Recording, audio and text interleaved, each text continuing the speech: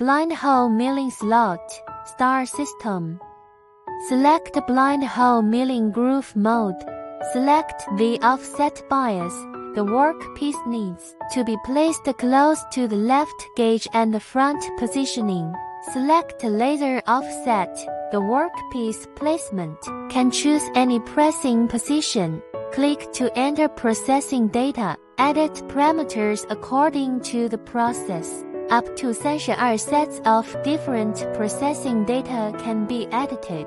When editing that set of parameters, which group number is currently selected?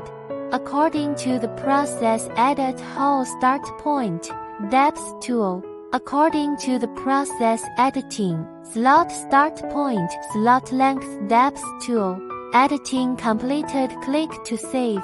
Click to switch between weaknesses and strengths.